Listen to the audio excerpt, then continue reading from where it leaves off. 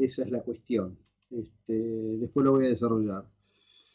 Bueno, doctor Ignacio Maquino, un buen día, ¿cómo le va? Hola, muy buenos días, José Luis. Bueno, la primera vez que conversamos, el Instituto de Investigaciones Clínicas, al frente del cual usted está, iba a comenzar, digamos, lo que era parte de un proyecto a nivel global con respecto a la vacuna CanSino. Hoy se habla ya de traer esta vacuna a la República Argentina. Lo que queríamos preguntarle era de la lectura de lo que ocurrió con los que se presentaron como voluntarios y lo que pasó con aquellos que la recibieron, los que recibieron el placebo, por lo menos en la muestra de Mar del Plata, ¿qué es lo que nos puede decir? Lo que les puedo decir respecto del ensayo clínico de la vacuna CanSino es que fue conducido durante todo el mes de enero el reclutamiento de voluntarios y a partir de ahí empezó el seguimiento. Esta era una vacuna de una sola dosis, de un vector viral de adenovirus tipo 5, parecido a la de Johnson Johnson, similar a la de AstraZeneca y a la de Sputnik. Son vectores virales, un pedacito de ARN va dentro de otro virus y eso hace que se replique una pequeña parte, que es la proteína S, y genere respuesta inmunológica en la persona que es inoculada. El seguimiento tuvo un buen perfil de seguridad, eso es lo que nosotros podemos decir en la muestra de 1.011 voluntarios que participaron. ¿Qué quiere decir? No hubo eventos adversos serios asociados a la vacuna en los primeros días, y después hubo un seguimiento en donde un montón de personas que recibieron la vacuna o el placebo se infectaron y con COVID, y nosotros reportamos a una gran base de datos que junta 46.000 pacientes alrededor de todo el mundo cuáles eran los síntomas, si eran leves, si eran moderados o si eran severos, o si requirieron internación o si resultaron en muerte. En nuestro caso, en Argentina, en nuestro centro no hubo ninguno que haya fallecido de los participantes, pero sí hubo gente internada en terapia intensiva.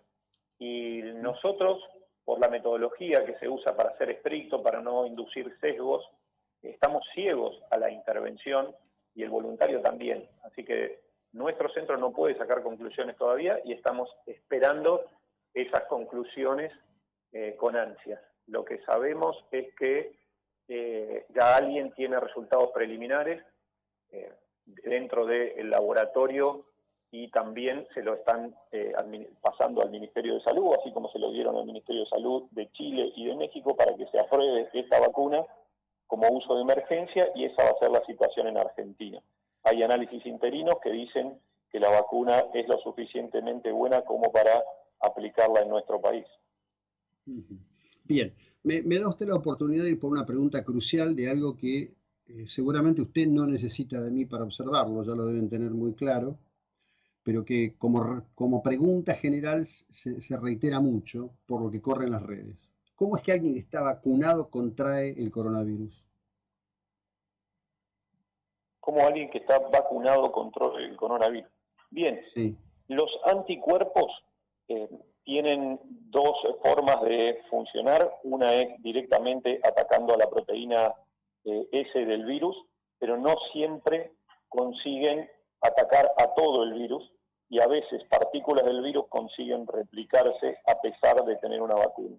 Entonces, probablemente no haya una inmunidad suficiente para atacar completamente el virus, pero se sabe que previene las complicaciones graves de este virus, que son la neumonía fundamentalmente, que requiere de oxigenoterapia, que requiere de una ventilación mecánica. Entonces, esa es una de las formas más frecuentes. La otra, que todavía no está demostrada, es el escape inmunológico, como que los anticuerpos que nosotros generamos eran para otra variante y no para la que estamos sufriendo o teniendo en el lugar ahora. Esa segunda hipótesis es algo que se maneja, que se manejó desde el principio, pero todavía no ha sido confirmado que las vacunas que estamos administrando actualmente tengan escape inmunológico. Así que sí, las personas que están vacunados pueden contraer el virus. Por supuesto, tienen mucho menos probabilidad de contraerlo que los no vacunados. Y una vez que lo contraen, ahí se aumenta la respuesta inmunológica y tienen muchísimo menos posibilidad de volver a contagiarse. Claro, esto viene a cuento además de otra cuestión. En los últimos días, quizás no tanto en Argentina, pero en buena parte del mundo, impactó mucho una imagen del presidente Joe Biden y su vicepresidenta Kamala Harris paseando por los jardines de la Casa Blanca sin barbijos. E inclusive, no sé exactamente qué día, pero en la semana en Nueva York se juntaron para hacer una quema de barbijos, ¿no? Y el interrogante que yo tengo y esta pregunta y su respuesta tan pertinente me llevan a esto. Digo, está bien, te vacunaste, estás protegido. ¿Tiene sentido apurar de dejar el uso del barbijo? Me parece que hay un largo camino para recorrer todavía, ¿no?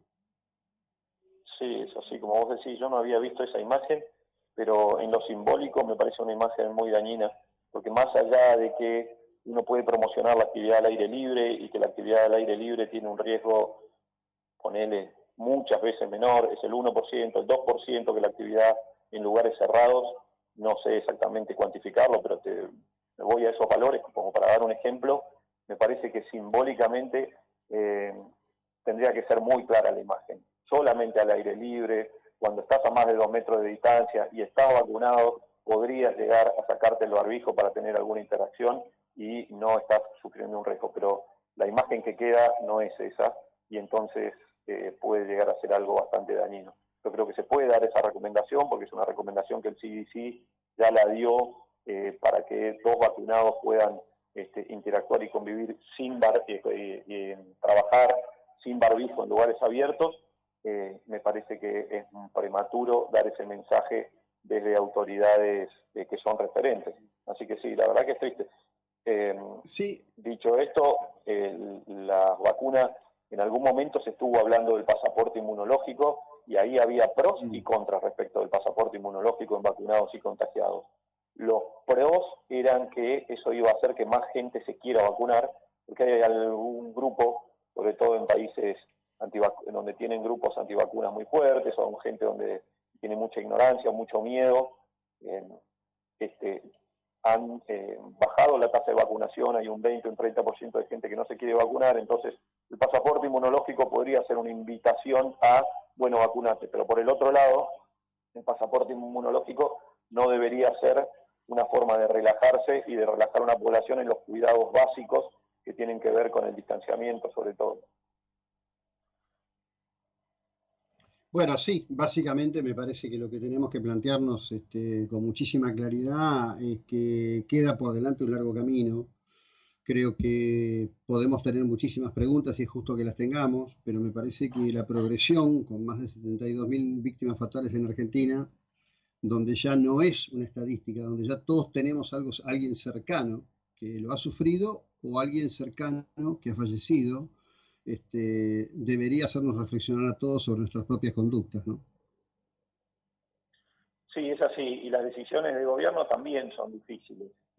Yo creo, desde mi punto de vista, que el fusible para restringir circulación y exigir distanciamiento y cambiar de fase debe ser ocupación de camas de terapia intensiva en ese pueblo o en esa ciudad, no en un país ni una provincia, porque no todos están en la misma condición y porque hay algunos que están en una situación más crítica, hay ciudades y pueblos que quedan congelados por la situación de otros. Entonces, eso es un tema importante. Hay otros países que les fue muy bien en la gestión de la pandemia, que tomaron decisiones con una mesa de economistas, sociólogos, psicólogos, empresarios, epidemiólogos, representantes religiosos, donde los epidemiólogos e infectólogos eran uno de los integrantes, no eran los únicos, porque sí, por supuesto, si tu única herramienta es un martillo, todos los problemas son un clavo. Entonces, el infectólogo obviamente que dice, hay que restringir, que hagamos una cuarentena de 14 días y se bajan los contagios. Sí, pero ¿cuál es el precio?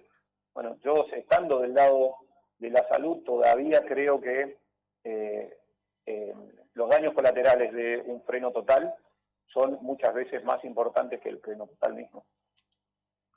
Sí, bueno, esto es lo que ha pasado claramente en la Argentina y me parece que no se aprendió nada de la cuarentena, si no, no estaríamos en este estadio en el que estamos repitiendo. Bueno, seguiremos en contacto con la idea siempre y la necesidad imperiosa de poder comunicar sobre estos temas del mejor modo posible. Ignacio, gracias, que tengas un muy buen día. Un abrazo, que termine bien el día. Bueno, el doctor Ignacio McKinnon del